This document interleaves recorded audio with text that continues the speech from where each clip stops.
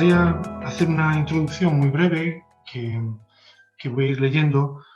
Sería como un resumen de esta parte y después algunos temas en los que me detendría o llamaría la atención, eh, quizá de una manera un poquito desordenada o siguiendo la secuencia del texto, más que nada para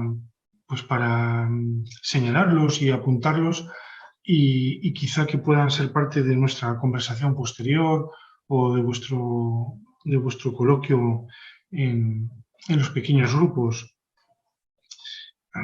Eh, bueno, yo creo que a estas alturas no habrá que animar a la lectura de la encíclica porque algunos seguro que ya lo habéis hecho por completo y los demás yo creo que habéis ido descubriendo que es un texto bonito de leer, que no es demasiado complejo, al contrario, en muchas partes yo creo que es muy pedagógico y, y se avanza bien.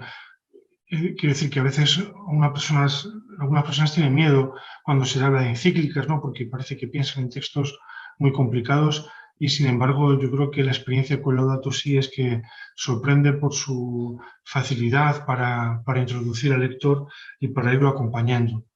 Así que, bueno, pues para los que ya lo habéis completado es recorrer páginas que ya habéis leído y para los que no, pues es animaros a, a recorrer este capítulo que podemos decir que es un punto de llegada porque cierra la encíclica, pero también es un punto de partida. Yo creo que en este sentido es un capítulo que nos abre, desde todo lo que se ha ido comentando anteriormente, nos abre pues a la vida cristiana, a la vida de las comunidades, a la vida concreta de cada uno de nosotros, pero especialmente a la vida de la Iglesia, una vida comunitaria. Traduce a la vida concreta este capítulo la noción de ecología integral que se ha presentado en los capítulos anteriores y reclama nuevas opciones para la vida. El concepto central de este capítulo es el de conversión ecológica. Yo creo que esta es la llamada fuerte de este capítulo. El término conversión tiene una dimensión espiritual que indica hasta qué punto la cuestión ecológica toca el sentido profundo de la vida. Todo el capítulo está estructurado en torno a esta noción. En primer lugar, encontramos lo que hace que la conversión sea concreta y posible, un cambio de estilo de vida y un proceso educativo. En este sentido, yo creo que la llamada es muy importante, ¿no? Es cambios de estilo de vida, lo comentaremos después, ¿no? Pero yo creo que aquí hay un reto a la vida comunitaria, a los que vivimos en comunidad, religiosos y religiosas, pero también a las comunidades cristianas, comunidades laicales, comunidades parroquiales. Creo que esta conversión es muy difícil o casi heroica en gestos individuales y sin embargo tiene mucho sentido y una enorme capacidad transformadora cuando lo vivimos en comunidad. Un cambio de estilo y un proceso educativo. Hay una llamada muy fuerte a desarrollar procesos en educación que conduzcan a estos cambios. Yo creo que la Iglesia siempre se siente cómoda y como en un lugar natural cuando se mueven en los ámbitos educativos, ¿no? Yo creo que la Iglesia vive esta convicción profunda de que la educación es una potente herramienta transformadora. Y quizá en tiempos como los nuestros, donde hay más dudas en torno a la capacidad de la educación o a las posibilidades de la educación, porque yo creo que es cierto, eh, vivimos o hemos constatado muchos de sus límites, creo que es un mensaje positivo y animante para todos los que están en el ámbito de la educación, especialmente educadores y familias. Esta confianza que tiene la Iglesia en que la educación tiene esta capacidad transformadora.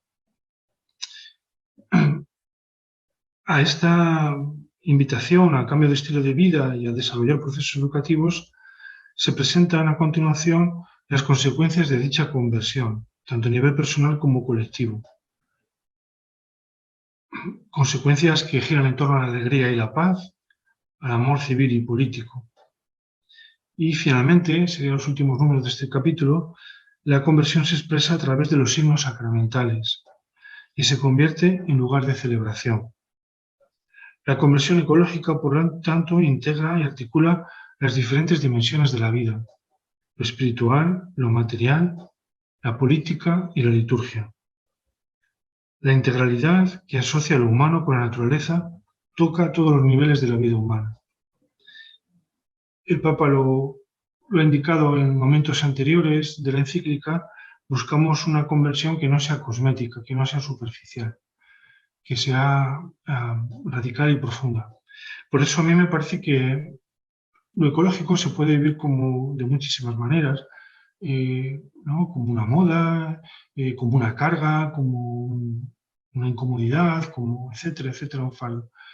Yo creo que para nosotros los creyentes es una gran oportunidad. Es un tiempo, hablamos, ¿no?, de kairos, de conversión. Es una oportunidad para renovar nuestra fe. Y yo creo que este tiempo, que es un reto, un tiempo de reto profundo, es una oportunidad también muy, muy intensa para la renovación de nuestra fe. Lo comentaré después en alguno de esos puntos, ¿no? Podemos vivir esto como una lista de cosas a hacer o como una carga, ¿no? Y en algún momento pues, va a ser exigente y va a pedir de nosotros ¿no?, opciones comprometidas de vida. Pero yo creo que sobre todo es una oportunidad para nosotros creyentes, ¿no?, para vivir nuestra fe de una manera renovada, intensa, y para descubrir el rostro de Dios hoy, que pues muchas veces lo hemos ido empequeñeciendo pues, por nuestras propias opciones vitales, se ha ido diluyendo en un contexto donde lo religioso pues también pierde su fuerza, y sin embargo aquí hay una llamada que nos puede ayudar a revitalizar nuestras propias convicciones, nuestra creencia, nuestra fe. A través de cada una de las dimensiones de la conversión ecológica a la que nos llama el Papa, siempre hay un cambio que hacer. El cambio de estilo de vida que pretende alejarse del consumismo se basa en la invitación a ir más allá de nosotros mismos, a dejar atrás una actitud de autorreferencia, para prestar atención al impacto de cada una de nuestras acciones en los demás y en el medio ambiente. Por eso hablamos de una crisis socioambiental, ¿no? Esto no es solamente un problema medioambiental, sino que es un problema de vida humana, de una vida razonable, suficiente, de una vida justa, de una vida digna. Y por eso esta conversión no se refiere solo a nuestra relación con el planeta, sino es también una llamada a cambio de relación en nuestras relaciones humanas, personales, sociales. La sobriedad a la que se nos invita se entiende como una experiencia liberadora que nos permite descubrir lo que realmente da valor a la vida. No es una austeridad por austeridad, no es una austeridad para sufrir, sino es reconocer esta capacidad liberadora que tiene una vida pues, frugal, sencilla, austera. Yo creo que hay un recorrido aquí muy profundo, ¿no? Si en algún otro momento hemos puesto quizá un poco más de carga ideológica, yo creo que el debate no nos lleva a la ideología, aunque necesita seguro componentes también, pero sobre todo nos lleva a una simplicidad y una autenticidad de vida, ¿no? El amor en la vida social que se nos propone redescubrir se sustenta en la conciencia de que nos necesitamos unos a otros. Y si ha habido algún momento para poder expresar esto con humildad pero con sinceridad, es ahora en este tiempo de pospandemia, ¿no?, donde nos hemos descubierto vulnerables pero tan necesitados unos de otros y tan interconectados, ¿no? Yo creo que lo humano se redescubre nuevo en este tiempo precisamente por esta interconexión. Hay algo que nos vincula, ¿no?, nos vincula con todo lo real, con todo lo existente, y nos vincula también con todos los humanos, de una manera nueva y prodigiosa, no desde el poder, no desde el dominio, sino desde la vulnerabilidad y la debilidad. Ahí nos reconocemos todos conectados, necesitados, pero también apoyados, ¿no? Esta relación de que podemos cuidar y necesitamos ser cuidados. Yo creo que nos abre una dimensión nueva de las relaciones personales. Finalmente, el descanso y la Eucaristía se presentan también como una forma de inscribir nuestras acciones en una dimensión receptiva y gratuita. Un mismo movimiento reúne estas diferentes dimensiones de la conversión ecológica. Es un movimiento de descentramiento.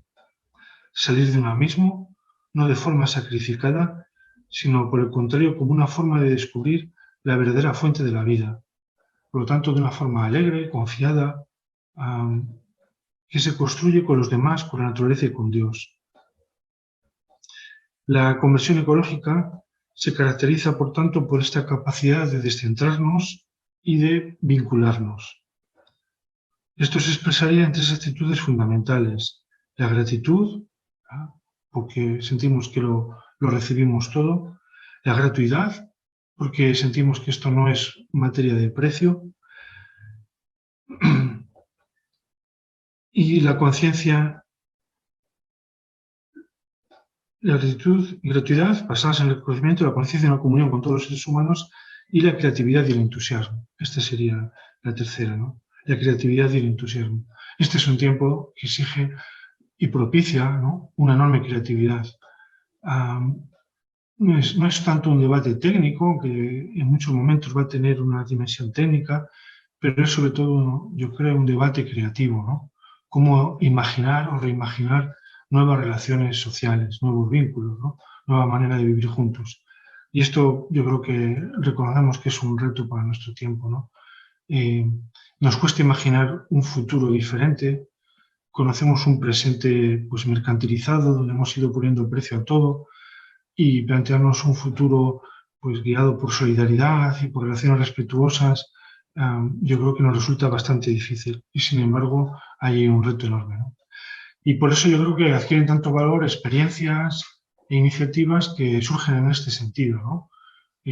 Grupos, comunidades, ¿no?, tantas iniciativas que van surgiendo, y que si algo les distingue, la creatividad, ¿no? Personas que son capaces de poner en juego imaginación y, y vincular la vida y generar nuevos lazos y situarnos de una manera nueva, ¿no? Yo creo que cuando hablamos de economía, cuando hablamos de distribución, cuando hablamos de producción, cuando hablamos de consumo, todo, ¿no?, toda esta creatividad como que se hace muy importante y necesaria. Bueno, pues estas serían como las tres dimensiones, ¿no?, de esta conversión ecológica: el estilo de vida, el proyecto educativo, el enfoque político y, por último, para nosotros, la referencia sacramental, ¿no? El don, la interdependencia y la esperanza también se podrían ir clasificando así. Bueno, pues serían como miradas que el capítulo va proponiendo, ¿no? A mí me gustaría tocar algunos puntos a medida que va pasando a lo largo del capítulo, y disculpad si es un poquito desordenado, pero quedarían como apuntados, ¿no? En el número 202, justo en el primer párrafo de este capítulo, hace una declaración, ¿no?, de principio. Dice: la humanidad necesita cambiar. Y dice: hace falta la conciencia de un origen común, la conciencia de una pertenencia mutua y la conciencia de un futuro compartido por todos. Y me parece que esta frase, esta referencia, es muy importante, porque un origen común, una pertenencia mutua y un futuro compartido, que después el Papa trabaja, desarrolla y profundiza en su encíclica Fratelli Tutti, ¿no? A mí me parece que también sería una forma de describir lo que llamamos el bien común, ¿no? Que a lo largo de la encíclica él también señala cómo la carencia de este bien común compartido sería una de las raíces de la crisis del tiempo que vivimos. Y yo creo que no hace falta ser muy experto, ¿no? Yo creo que esto lo reconocemos todos, ¿no? Sociedades polarizadas, sociedades tensas, en algún momento dramáticas, ¿no?, por la tensión que vivimos, donde los populismos surgen no tanto por atracción, sino por desencanto, ¿no? El desencanto que descubrimos pues recientemente en las elecciones francesas, el desencanto que reconocemos o reconocimos en su momento, ¿no?, en la elección del presidente Trump, tanto como desánimo y frustración que están detrás y explican el crecimiento de algunos grupos concretos, ¿no?, que explotan este mensaje y que viven precisamente de este desánimo, de este desencanto que, que se comparte en muchos hombres y mujeres de nuestro tiempo. Por eso yo creo que esta invitación a reconocer este origen común, esta pertenencia mutua y este futuro compartido, esta vinculación como seres humanos que tenemos, que quizá queda diluida en otros momentos pues, por la historia, por contextos culturales, sociales, políticos concretos, donde ocupan mucho lugar.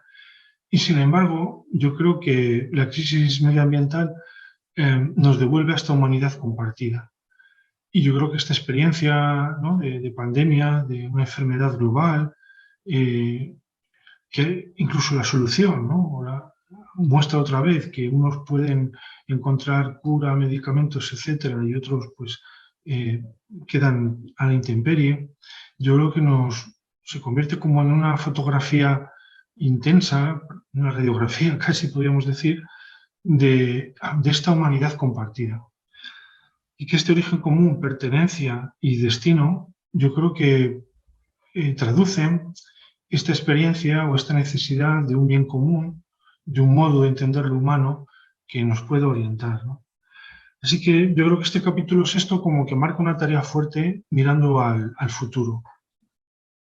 No basta con que arreglemos cosas, ¿no? Yo creo que sería un poco el mensaje, si no hay un cambio personal, social, que pueda sostener este mundo alternativo o este otro mundo posible que vamos buscando. Bueno, pues este sería un tema, ¿no? Radical interconexión de todo lo humano con todo lo existente, con todo lo creado, con todo lo natural, me parece que es una llamada fuerte para nuestro tiempo, ¿no? Y que sería también como una pregunta por este bien común que necesitaríamos de definir. Pegaría un salto e iría a 2 puntos. El primero es el de la espiritualidad. Yo creo que hoy hablamos de espiritualidad y con sinceridad. Yo creo que hay una búsqueda por lo trascendente. Decimos espiritualidad y se dice espiritualidad y no siempre religión. Yo creo que es una distinción que también es importante. Las religiones aparecemos, ¿no?, como grupos organizados, con conjuntos doctrinales, con comprensiones. Lo espiritual aparece como mucho más ligero, más vinculado a la experiencia personal, ¿no?, o comunitaria de algunos grupos, pero sin, si queréis, esa necesidad de construir verdades, sino más bien sustentado en las experiencias de las personas. Y experiencias que reconocen que lo humano pues tiene, ¿no?, lo humano material tiene sus límites y sin embargo hay horizontes y hay experiencias y hay otra realidad que nos trasciende y en la que las personas pues buscan de muchísimas maneras, ¿no?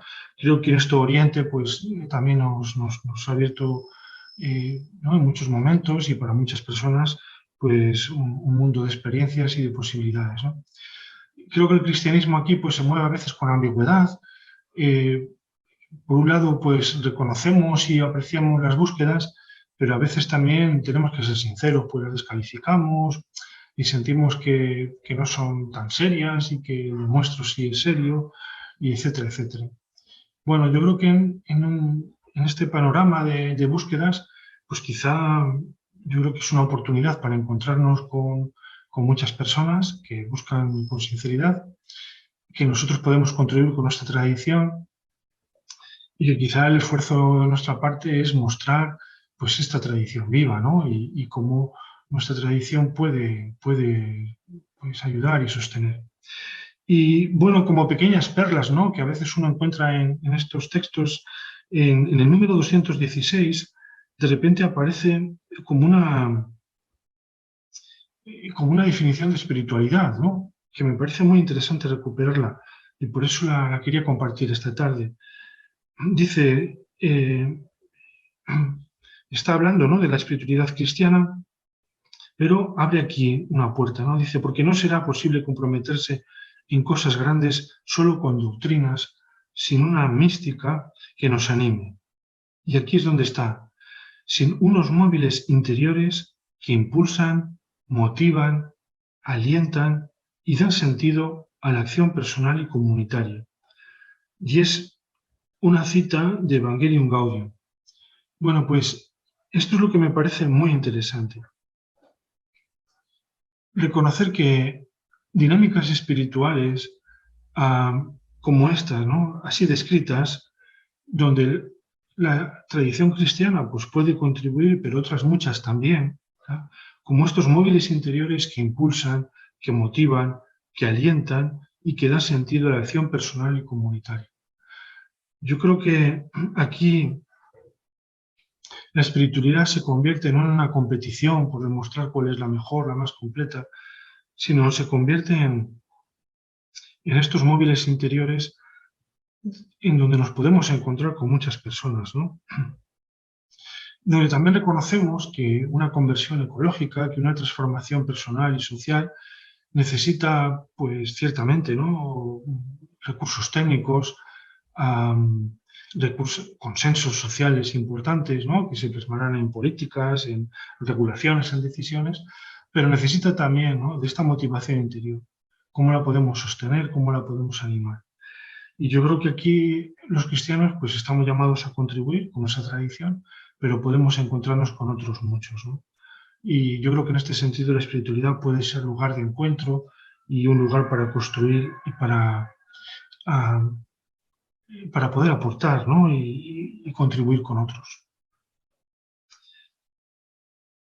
Otro punto que me parece interesante destacar está en el número siguiente, y este sí se refiere claramente a los cristianos. Es un párrafo donde el Papa no critica un poquito actitudes que a veces tenemos los cristianos. Yo creo que es un párrafo muy conocido, donde él pues hace como dos grandes categorías de creyentes, ¿no? Los que son personas comprometidas, orantes, personas vinculadas a la Iglesia, pero que por un tema de realismo y pragmatismo, pues dicho así, él lo dice en la encíclica, se burlan de las preocupaciones por el medio ambiente, ¿no? Y creo que todos podemos encontrar ejemplos de personas conocidas a las que apreciamos por su vida de fe, su compromiso religioso creyente, pero que es verdad que ante el tema medioambiental, pues, o por lo menos hasta ahora, pues han mostrado bastante escepticismo pues sí, burlarse o por lo menos no ridiculizarlo y convertirlo en algo pues bastante sí, pequeño y motivo de broma, ¿no? E incluso él habla, ¿no?, de personas pues que son pasivas, ¿no?, en la Iglesia. Yo creo que hay una gran mayoría, quizás decir que probablemente en la Iglesia no somos muy diferentes de nuestras sociedades, ¿no? Ah, Cuando uno conoce, ¿no?, yo compañeros jesuitas alemanes, pues efectivamente yo creo que están en la media de su sociedad, o probablemente quizá un poquito más, ¿no? Pero ciertamente en la media, pues son sociedades más sensibilizadas, más preocupadas, más atentas, ¿no? Y pues se viven las conexiones religiosas, pero también las comunidades parroquiales, la iglesia en general, ¿no? Y yo creo que en nuestra sociedad, pues también estamos en la media, quizá para nuestra desgracia, ¿no? Y los cristianos, los católicos nos comportamos pues como todos, ¿no? Eh, bueno, pues en el tema medioambiental, pues también, ¿no?, una sociedad más bien pasiva, que solo ahora yo creo que va tomando conciencia. Quizá la parte buena es que la juventud, yo creo, la gente joven sí lo tiene mucho más asumido y lo vive de una manera mucho más intensa, ¿no? Bueno, pero aquí en este párrafo dice, hace falta una conversión ecológica, ¿no? Yo diría, hace falta una conversión ecológica. Y esta es la frase que me gustaría destacar, ¿no?, que implica dejar brotar todas las consecuencias del encuentro con Jesucristo en las relaciones con el mundo que nos rodea. ¿Por qué me parece importante? Porque yo creo que la fe la vivimos en cada momento de la historia, ¿no? Hay una revelación que culmina, ¿no?, con los discípulos de Jesús, con los apóstoles, eso lo sabemos bien, pero sabemos que hay una vida de fe y una vida de la Iglesia, ¿no?, y una presencia del Espíritu que acompaña a la Iglesia a lo largo de la historia. Y yo creo que es aquí donde Papa hace esta llamada fuerte, ¿no? Un encuentro con Jesucristo, ¿no? Vivir la fe hoy.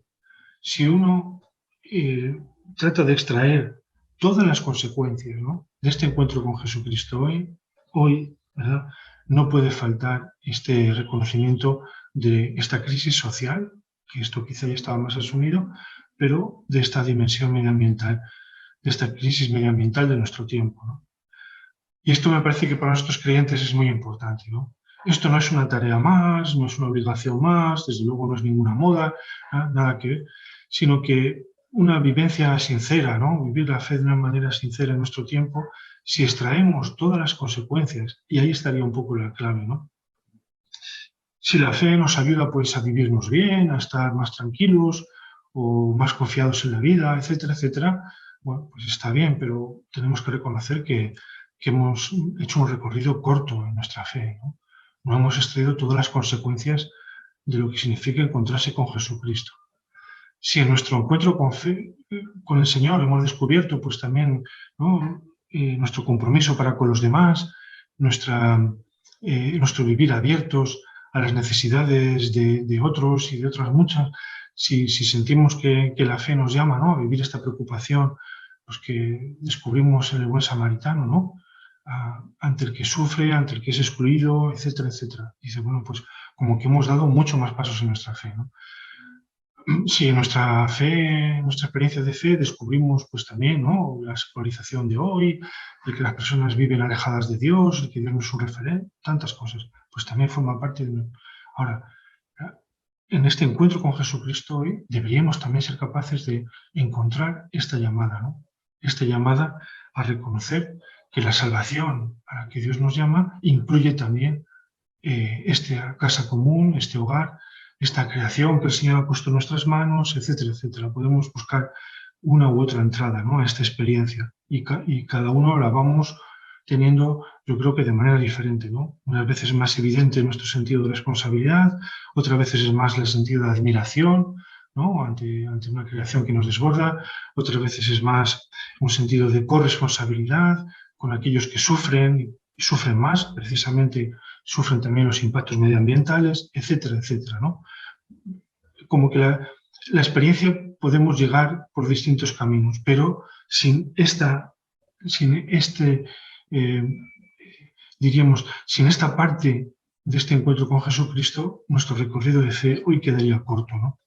Por eso yo creo que la llamada que hace el Papa cuando dice que esto no es algo opcional ni secundario, no es como para ponernos más faltas, ¿no?, sino es para decirnos aquí hay algo muy importante, ¿no?, muy importante que reconocemos en nuestro tiempo. No se ha dado en otro momento de la historia, no hacía falta, ¿no? Los seres humanos convivíamos, éramos capaces de vivir en nuestro entorno sin agredirlos, sin desmontarlos, sin ser depredadores. Pero hoy es diferente. Hoy nuestra manera de vivir, nuestra manera de producir, de consumir, es un modo depredador, es un modo que genera ¿no?, una polución, unos residuos, etcétera, ¿no?, imposibles de sostener, y todo esto hace que el futuro pues esté profundamente amenazado, ¿no? Por lo tanto, una vida digna, una vida, ¿no?, de un seguidor de Jesús hoy, pues no puede esconder esta realidad y estas dimensiones para nosotros, ¿no?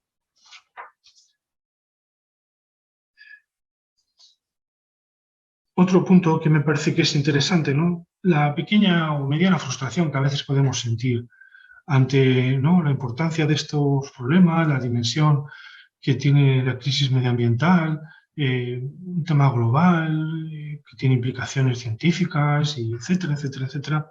Yo creo que muchas veces podemos sentir pues frustración, ¿no? Es decir, pues es que yo lo único que puedo hacer es tan pequeño, ¿no? Y al final si lo hago casi ni se nota. Y bueno, yo creo que esto está detrás de muchos fracasos y de cosas que intentamos y no salen, ¿no?, a nivel personal y a nivel comunitario, ¿no? Y bueno, pues vuelta a empezar, e intentamos, pues eso, reducir el consumo de carne y cierta austeridad en nuestros estilos de vida, y a veces pues no sale, ¿no? Y el número 212 me gustaría comentarlo porque yo creo que responde un poco a esto, ¿no? Y quiere como dar énfasis al valor de lo pequeño de nuestros esfuerzos. Y yo creo que esto es muy importante, ¿no? Si no vivimos esta mística de que estos pequeños gestos, estos pequeños pasos están cargados de un gran potencial, entonces se hace muy difícil, ¿no? Y también se hace muy difícil por la propia lógica en la que estamos metidos, que es una lógica pues también de mercado, una lógica ¿no? Que busca los efectos, que busca resultados, ¿no? Y si no somos capaces de reconocernos en esta experiencia más pues de la adoración, del cuidado, del respeto, del valor, del aprecio, ¿verdad? Pues se hace muy complicado. Dice, no hay que pensar que esos esfuerzos no van a cambiar el mundo, ¿verdad? Sí lo pueden hacer. Esas acciones, por pequeñas que sean, derraman un bien en la sociedad que siempre produce frutos más allá de lo que se puede constatar. Es una experiencia íntima y personal, pero me parece que muy necesaria, ¿no?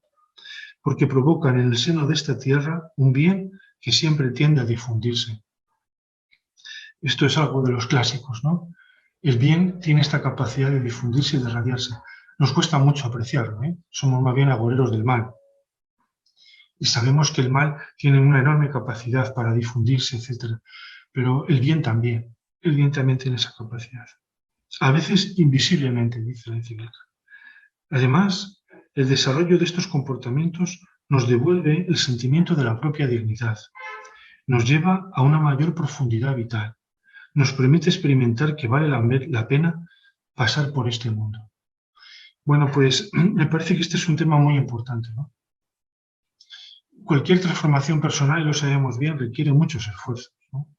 Normalmente las conversiones tienen momentos fuertes, pero están construidas de muchísimos pequeños momentos, ¿no?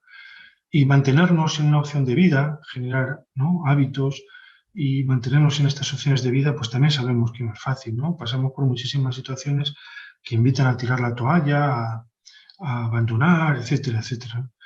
Por eso, ¿no?, el crecer, el robustecernos, el reconocer que este tipo de opciones requieren y se construyen y pasan por muchísimas pequeñas opciones, unas veces nos saldrán mejor, otras veces no tanto, pero que todas ellas van construyendo en la buena dirección, yo creo que es muy importante. Y el Papa yo creo que apunta como niveles muy, muy valiosos para esto. Primero, porque nos devuelve un sentimiento de propia dignidad. Yo creo que nos da satisfacción, ¿no? A reducir consumos, vivir con más austeridad. A lo mejor tienes el dinero para vivir de otra manera, ¿no? A lo mejor podrías vivir de otra manera, pero sin embargo optas, ¿no?, por vivir de una manera compartida y austera. Yo creo que eso, ¿no?, pues a uno le hace como reforzar su propia dignidad. Nos lleva a una mayor profundidad vital, ¿no?, a vivir más desde nuestros valores y desde nuestras convicciones. Y no para aparentar ni para nada, ¿no?, sino porque sinceramente pensamos que esto hace bien y construye el bien. Y nos hace tener este pensamiento positivo, ¿no?, de que la vida y lo que encontremos en ella es valioso. Bueno, pues yo creo que esto es un tema muy importante, ¿no? Bueno, podríamos, ¿no?, toda la parte de dimensión política, yo creo que tiene mucha importancia, toda la dimensión sacramental y celebrativa, pues también, y entiendo que mi tiempo ya lo he pasado. El último punto se titula Más allá del sol, ¿no? Para los que estáis eh, habituados o conocéis la espiritualidad ignaciana, hay una meditación, la última, los ejercicios espirituales, que yo creo que pues conectaría muy bien con este final de la encíclica, ¿no? La contemplación para alcanzar amor. Una persona que hace los ejercicios espirituales, que se ha insertado en una dinámica ¿no?, de liberación personal, ¿no?, que descubre todo aquello que le impide pues ser más libre para comprometer su vida de una manera pues feliz y humilde, pero cargada de deseo, pues llega a esta última contemplación, ¿no? Y San Ignacio vincula, ¿no?, o quiere que nos vinculemos personalmente a una dinámica que ya está iniciada, que Dios la ha puesto en marcha por su amor, una dinámica donde Dios él mismo se implica, ¿verdad? No es un Dios ausente, es un Dios activo en la creación, en la vida, en la historia, y este Dios activo nos invita a sumarnos a su esfuerzo, ¿no?, a sentirnos corresponsables, colaboradores, a apreciar y reconocer pues, el valor y el don de la vida. Y desde ahí pues vincularnos, ¿no?, a toda la realidad, en su sufrimiento, en su limitación, pero en todas sus posibilidades, ¿no? en todo lo que esta vida está llamado a ofrecer. Y entonces este último punto, más allá del sol, ¿no? Esta contemplación para alcanzar amor, este reconocernos, ¿no?, vinculados, unidos a una dinámica que sale de Dios, que Dios la pone en marcha, la sostiene, la anima, ¿no?, y se conduce y se dirige a este encuentro con Dios. Yo creo que hablar de sentido de la vida y de horizonte, pues también es muy importante, ¿no? No estamos flotando en este mundo, ¿no? Hay una dinámica a la que nos insertamos y es una dinámica que Dios la conduce y la que nos sentimos vinculados, llevados, y esperamos un día reconocerla de una manera nueva, diferente y mucho más plena.